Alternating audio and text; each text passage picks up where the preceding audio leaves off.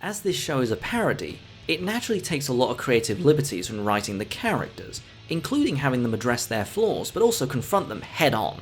And they do it without any fear of going against any pre-established law or canon, since the series fully embraces that it is its own thing. It leads to a lot of comedy, of course, but also a lot of drama too. Though most of the characters are not the most comic accurate, there's a clear love and passion to write them the best way that they can that ties into what their intentions are with them. Because of this, we see a Harley Quinn that goes further than any prior version in her path of self-discovery, specifically her independence, without the Joker in her life. Yes, we did see that earlier with Assault on Arkham, but that was mostly told through exposition and she ends up going back to him anyway.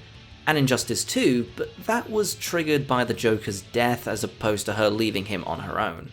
In the first episode of the Harley Quinn series, she realizes with a lot of help from Poison Ivy that the Joker never cared for her.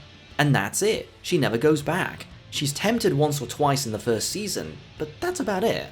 And with this newfound freedom, she decides to go and make a name for herself as a full-time supervillain. She forms her own team and challenges many of the infamous criminals and gangsters throughout Gotham.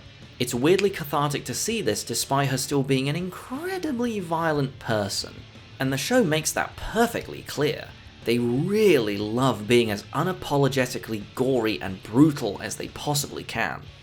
In just the first season alone, Harley leaves the Joker, forms her own squad, determines a line that she would never cross even as a villain, joins the Legion of Doom, understands how much of her choices are related to what the Joker thinks of her both in the past and present, realizes where her true loyalties lie, defeats the Joker, and of course, grasps how important Poison Ivy is in her life.